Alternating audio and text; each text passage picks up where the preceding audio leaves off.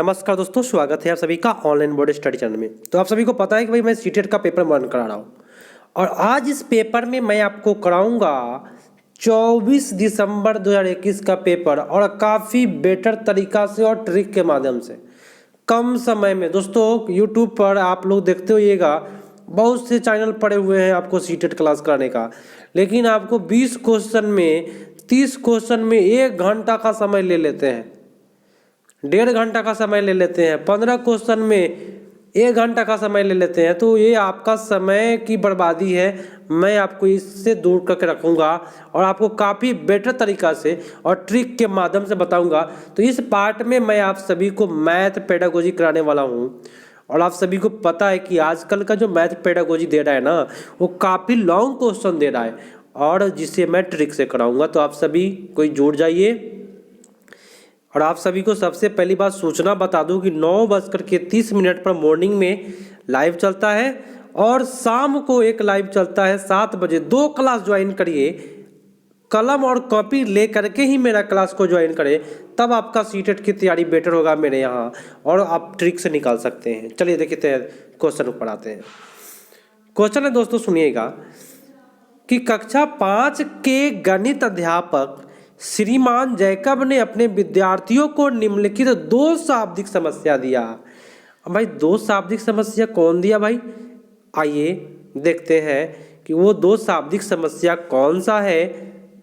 चलिए, फर्स्ट शाब्दिक समस्या दिया क्या कि 15 संतरे को कमल 3 बराबर पंक्तियों में रखना चाहता है, तो 5-5 को रखेगा क्या? तो कितने संतरे रखने होंगे? फर्स्ट क्वेश्चन दिया। दूसरा क्वेश्चन दिया कि 15 संतरे को कमल पंक्तियों में इस तरह रखना चाहता है कि ताकि प्रत्येक पंक्ति में 5 संतरा हो, तो 3-3 रखेगा। तो ऐसी कुल कितनी पंक्तियां बन सकती है? 2 प्रश्न दिया, दोनों प्रश्न आप लोग देख लिए। तो बताइए आप लोग कि दोनों प्रश्न से आप लोग क्या सीखे हैं, दी गई स्थिति के अनुसार कौन सा कथन सत्य है। चलिए अब आते हैं, आंसर क्या आ जाएगा आप लोग कीजिए। तो 2 समान शाब्दिक समस्याओं को प्रस्तुत करने की आवश्यकता नहीं है, यहाँ पे नहीं बोल दिया, तो यहाँ पे सबसे पहले बात ही गलत कर दिया वो, ठीक है। दूसरा बात यहाँ बोल रहा है कि अध्यापक को भाग संरचना के अंतर्गत आने वाली विभिन्न प्रकार की शाब्दिक समस्याओं के प्ररूप और उप प्ररूप की स्पष्टता। देखिए विभिन्न बोले तो 2 प्रश्न दिया तो विभिन्न हो गया, तो ये तो कुछ सही जा रहा है। आगे भी देख लेते हैं, अगर गलत तो इससे भी बेटर मिलेगा तो उसको करेंगे। 2 समस्या भाग संरचना के अंतर्गत बराबर विभाजन पर आधारित है, तो 2 बराबर विभाजन पर नहीं था। एक का आंसर 5 था, एक का आंसर 3 था, ठीक है। और अगला है कि अध्यापक विद्यार्थियों को 3 और 5 की गुणन सारणी बोले तो पहाड़े याद करवाना, तो ये आपका गलत जा रहा है। नेक्स्ट क्वेश्चन दोस्तों, एक बार लाइक कर दीजिएगा। आप लोग लाइक में कमी ना करें, आप लोग सपोर्ट करेंगे, एक टीचर दूसरे टीचर का सपोर्ट करता है। डेफिनेट रूप से आप लोग सीटेट निकालिएगा और 7वें चरण में आप लोगों की बारी होगी, ठीक है। चलिए, तो आप लोग सभी कोई लाइक करें। क्वेश्चन क्या कहता है कि निम्नलिखित में क्या बुनियादी संख्यात्मक कौशल में वृद्धि के लिए सुझावित शिक्षा शास्त्रीय रणनीति नहीं है? बताइए कौन सा नहीं है? शिक्षा शास्त्रीय रणनीति कौन सा नहीं है? तो हस्त कौशल सामग्री का प्रयोग, बहुत अच्छी बात है भाई। संख्यात्मक प्रश्नों का उपयोग, आगे देख लेते हैं। कहानी कविताओं और लेखों का उपयोग, अच्छी बात है। मातृभाषा में निर्देश देना, देखिए निर्देश देना तो गलत होता है। आप कहिएगा सर मातृभाषा में, तो सही जाएगा, लेकिन संख्यात्मक प्रश्नों का उपयोग नहीं करना है दोस्तों, क्योंकि संख्यात्मक प्रश्न के साथ साथ शाब्दिक समस्या भी करना है, इसलिए आपका ये गलत जा रहा है। आपका उत्तर सबसे better be is the right answer. जिन्होंने बी किया उन सभी का सही जा रहा है। नेक्स्ट क्वेश्चन दोस्तों, कि प्राथमिक कक्षाओं के बच्चों को आकृतियों की अवधारणा का परिचय देने के लिए निम्नलिखित में अत्यधिक उपयुक्त क्रियाकलाप को पहचानिए। बताइए आकृति के लिए सबसे बेटर कौन सा होगा? ऑप्शन दिया है कि बच्चे को अपने चारों ओर विभिन्न वस्तुओं पदार्थों से संबंधित अपने अनुभव को साझा करने एवं अवसर दिया जाए। दोस्तों मैंने आपको बोला कि ट्रिक क्या होता है, तो बच्चे के चारों ओर बोले तो वास्तविक जीवन हो गया उसका, तो सबसे बेटर तो दोस्तों ये ही बोल दिया। बी में बोल रहा है क्या, छात्रों को एक चार्ट पर, तो ये आपका गलत होता है चार्ट। आगे भी टोटल ऑप्शन देखेंगे क्योंकि आपके एग्जाम में क्वेश्चन टकराते नहीं है। श्याम पट्ट पर, ठीक है, उसके बाद यहाँ बोल रहा है परिभाषा, तो ये आपका गलत जा रहा है। ठीक है, नेक्स्ट क्वेश्चन पाइएगा, एक सेकेंड ध्यान से देखिएगा। इनमें कौन सा सोपान चरण समस्या समाधान में शामिल नहीं है, बताइए। समस्या समाधान में कौन सा शामिल नहीं है? अविवेकी, आ बोले हो, आ मतलब क्या होता है? न। अविवेचित कलन विधि का विकास करना, योजना का प्रतिपादन करना होता है, समस्या समाधान में आता है। उत्तर परिणाम को प्रतिपादित करना समस्या समाधान में आता है। समस्या का स्पष्टीकरण समस्या समाधान में आता है। तो आपको नोट करना है समस्या समाधान में कौन कौन आते हैं। ये तीनों आते हैं, ये तीनों नोट कर लीजिए। लेकिन यह अविवेकी जो है आपका, आ बोले तो न, तो आपका यही नेगेटिव क्वेश्चन गया, नेगेटिव क्वेश्चन पूछ रहा था आपसे। और जिन्होंने ये किया उन सभी का सही जा रहा है। नेक्स्ट क्वेश्चन पाते हैं। राधा के पास 450 और सीना के पास 550 है, कितना रुपया है? राधा के पास कितना रुपया है? तो 450 रुपया। सीना के पास कितना है दोस्तों? तो सीना के पास 550 रुपया। तो सीना के पास राधा की अपेक्षा कितना अधिक है?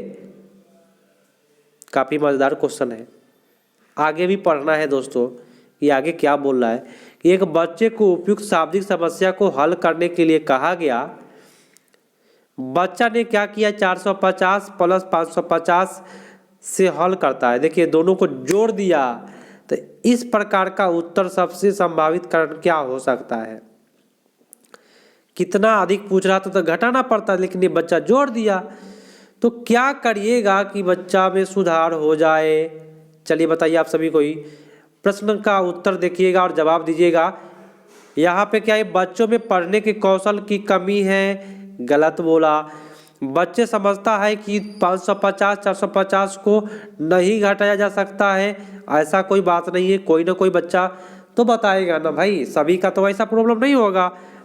बच्चा संख्याओं का योग को कलन विधि नहीं जानता है, ऐसा कोई बात नहीं है भाई। बच्चे ने अधिक शब्द के योग से संबंधित किया है। बच्चा ने क्या किया है? बच्चे ने अधिक शब्द के योग से संबंधित किया है, इसलिए आपका उत्तर जो होगा वह डी पर जाएगा। बच्चा क्या किया है, तो बस आपका उत्तर ये डी पर जा रहा है, बाकी सभी नेगेटिव है।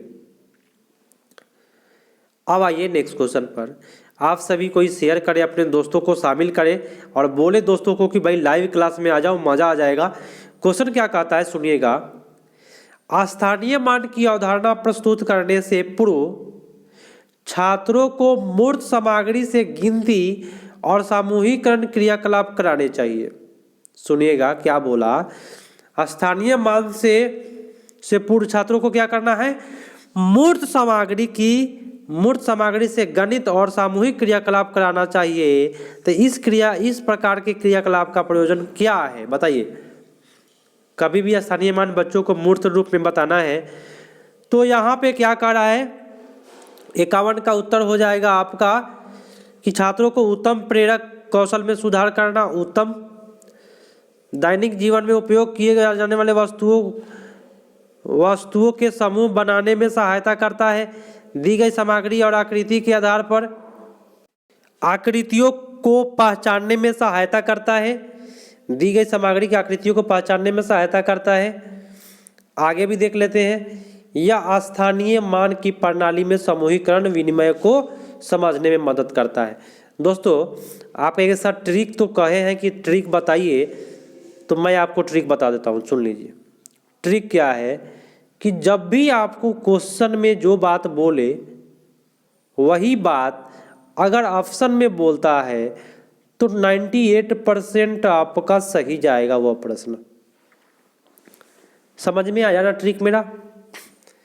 तो इस पर आप ध्यान दीजिएगा, दिक्कत नहीं होगी। और मेरे यहाँ है ना वो टाइम पास वाली सुविधा नहीं है, वो मैं काफ़ी बेटर तरीका से ट्रिक से बताऊंगा।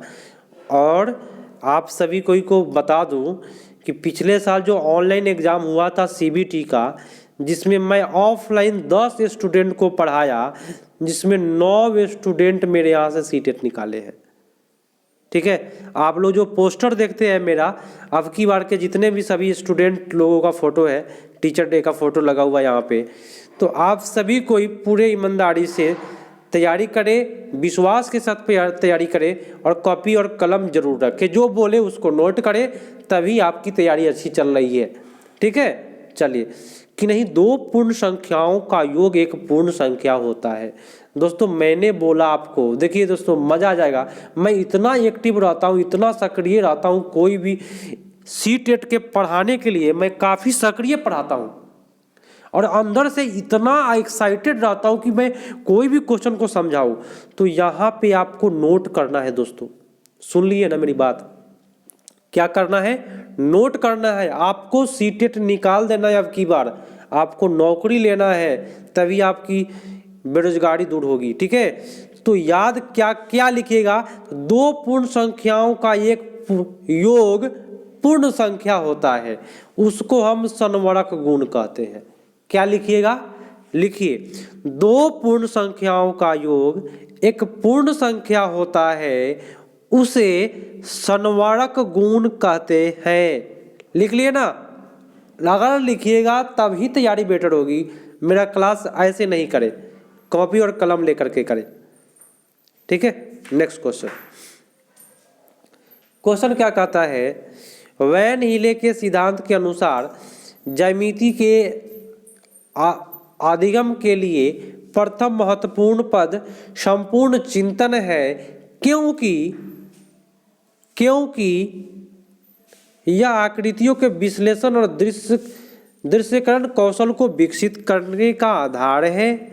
ये आपका सही बोल रहा है भाई। क्या कह रहा है कि संपूर्ण चिंतन है, तो चिंतन किस में होता है? विश्लेषण में होता है, देख करके ही ना होगा भाई। तो ये सबसे बेटर आपका ए जा रहा है। नाम स्मरण करने की बात हो रही है, यहाँ अच्छे अंक प्राप्त करने की बात हो रही है। ठीक है, देखते चलिए क्या क्या गलती करता है। यहाँ कह रहा है कि यार 10 ग्राम पहेली को हल करने में बच्चों की सहायता करता है। तो ये आपका वैन हीले साहब 10 ग्राम पहेली के बारे में नहीं बोले हैं, तो आपका उत्तर सबसे बेटर ए होगा। अब आइए मजेदार क्वेश्चन, जो बोलूँगा उसको नोट करिएगा, जिसको नहीं बोलूँगा नहीं नोट करिएगा। क्वेश्चन क्या है? एक अध्यापिका अपने छात्रों को कोई 4 अंकों का उपयोग करके एक 4 अंकों की सबसे बड़ी संख्या बनाने के लिए कहती है। एक ही बोल रही है, बशर्ते उनके इकाई के स्थान पर 5 होना चाहिए, बल्कि बशर्ते उसे 5 को इकाई के स्थान पर नियत करना है। 4 अंकों की संख्या बताना है, लेकिन इकाई पर 5 को रखना है। बताइए कैसा प्रश्न होगा? तो यह प्रश्न आपका होगा बंद अंत वाला प्रश्न होगा, क्योंकि एक 4 अंकों की सबसे बड़ी संख्या, तो 4 अंकों की सबसे बड़ी संख्या होता है, सुन लीजिए, यही होता है। लेकिन कह रहा है कि इकाई के स्थान पर ये 9 नहीं, इकाई के स्थान पर दोस्तों आप 5 रखिए, तो एक ही आंसर होगा, बाकी कोई नहीं होगा। 4 अंकों की सबसे बड़ी संख्या, तो ये नियतकालिक प्रश्न है, बोले तो बंद अंत वाला प्रश्न है। जिसका उत्तर 1 हो बंद उत्तर होगा, जिसका उत्तर अनेक हो वह स्वतंत्र उत्तर होगा, मुक्त उत्तर होगा। नेक्स्ट क्वेश्चन कि दशमलव संख्याओं का प्रतिनिधित्व करने के लिए निम्नलिखित में कौन सी अति उपयुक्त है? दशमलव संख्या की बात कभी भी करेगा, ये नोट करने वाला है, नोट करिएगा तो आपका बेटर होगा। तो दशमलव संख्या की कभी भी बात होगी तो ग्रिड पेपर जाएगा, नहीं तो ग्राफ पेपर। ग्रिड पेपर को ही ग्राफ पेपर कहते हैं। ऐसे ऐसे ऐसे ऐसे ग्राफ पेपर देखे ना आप लोग, ऐसे ऐसे होता है। तो दशमलव का प्रतिनिधित्व करने के लिए सबसे उपयुक्त क्या होगा, लिख लीजिए, ग्रिड पेपर या ग्राफ पेपर। ठीक है, चलिए नेक्स्ट क्वेश्चन पाते हैं। ये भाई आपका कूट दिया हुआ है, तो सबसे पहले कूट को देके और क्या कह रहा है उसको समझना है। चलिए क्वेश्चन को देखिएगा। गणित से संबंधित निम्न में कौन सा कथन उचित है। गणित समस्याओं को प्रश्न हल निर्धारित पाठ्यपुस्तकों में दी गई कलन विधियों द्वारा करना चाहिए। कलन विधि से क्यों करेंगे भाई, गलत हुआ। बी में आपका दे रहे केवल संख्याओं। सी में है कि गणित प्रश्नों की समस्या हल आलोचनात्मक चिंतन को बढ़ावा देता है। और बहुत अच्छी बात है, आलोचनात्मक चिंतन करिएगा तभी आपका गणित बनेगा। तो सबसे बेटर सी मारेंगे भाई। कोई दिक्कत है भाई, मेरे यहाँ प्रॉब्लम नाम का चीज़ ही नहीं है। ठीक है, जो मेरे ऐसे जुड़े हुए हैं और जो लोग नए जुड़ रहे हैं, सुन लीजिए मेरी बात ध्यान से। आप लोग भी हमसे जुड़ रहे हैं, विश्वास रखिए आपका भी निकलेगा। एक बस 450 स्थान ए से स्थान बी के बीच चलती है। मतलब बस का नंबर दिया हुआ है 450 नंबर वाला बस कहाँ से कहाँ चलता है, तो ए से बी पर चलता है। तो ऊपर दिए गए कथनों में किस प्रकार की समस्या के चित्रण का उपयोग किया गया है। ये जो संख्या दिया गया है कि 450 नंबर वाला बस ए से बी पर जा रहा है, तो ये 450 क्या है, अंकित संख्या है, न कि गणन संख्या है, न कि क्रम है, न कि प्रक्षेपित है। ये नामित है, ये नामिक है, ये अंकित संख्या है। किसका, तो बस का। हुआ ना भाई। चलिए अब आइए, और आप लोग कहते हैं कि सर नोट्स दीजिए, सर पीडीएफ दीजिए, काहे को फिर में पढ़ रहे रहते हैं आप लोग। आप लोग क्वेश्चन बैंक खरीद लीजिए ना, क्वेश्चन बैंक मार्केट में उपलब्ध है। टोटल मंगा लीजिए, प्लेटफॉर्म का है, आर गुप्ता का है, ये सब का है, मंगा लीजिए क्वेश्चन बैंक। और क्वेश्चन बैंक मारिए केवल। अगर क्वेश्चन बैंक ये मारिएगा डिफिनिट रूप से, आपका रोज एक सेट मारिए तभी आपका निकलेगा, नहीं मारिएगा नहीं निकलेगा। चलिए, अशुद्धिया अधिगम का एक आवश्यक अंग है, यह क्या बोलता है बताइएगा। यह असत्य है, गलत बात है भाई। अशुद्धिया जो है सीखने का ही ना भाग है। हम लोग सीख रहे हैं तो गलती तो करेंगे भाई। मैं पढ़ाता हूँ तो हमसे भी कभी कभी गलती हो जाता है। ठीक है, आप लोग भी जवाब दे रहे हैं तो आप लोगों से भी गलती हो जाता है। तो सीखने का ही ना हिस्सा है। तो अशुद्धिया सीखने का आवश्यक अंग है, यह सत्य है, क्योंकि यह शिक्षण और छात्रों को दोनों के लिए ही अवसर उपलब्ध कराता है कि वे अपनी अशुद्धियों का विश्लेषण करें और उन्हें प्रभावपूर्वक रूप से संबोधित करें। सबसे बेटर आपका बी पड़ जाएगा। बात समझे? कोई दिक्कत किसी को नहीं होना चाहिए मेरे यहाँ। और आप लोगों से फिर से मैं कहना चाहूँगा, बीच बीच में मैं इसलिए बोलता हूँ कि मेरा हक है, अधिकार है। मैं फ्री एजुकेशन आप लोगों को प्रोवाइड कर रहा हूँ। ऑफलाइन क्लास के जैसा जो मेरे यहाँ चलता है वो भी फ्री, बिना नोट्स के, बिना पैसा के, और टोटल चीज़ बता रहा हूँ कि कैसे क्या करना है आप लोगों को, तो सीटेट निकलेगा। तो ऐसे आप लोग क्या करें, अपने फ्रेंड को जोड़े शेयर करके कि यहाँ पढ़ाई करें, आपका निकलेगा, अच्छे से समझ में आएगा। ठीक है, चलिए, समय की बर्बादी भी कम होगी, सिलेबस भी खत्म कराऊंगा, पूरा प्रीवियस ईयर कराऊंगा जो ऑनलाइन एग्जाम हुआ था। राष्ट्रीय पाठचर्या रूपरेखा 2005 के अनुसार गणित अधिगम के लिए निम्न में से उच्चतर उद्देश्य कौन सा है, बताएं। अब भाई हमसे पूछा क्या कि गणित के लिए सबसे उच्चतर उद्देश्य क्या है।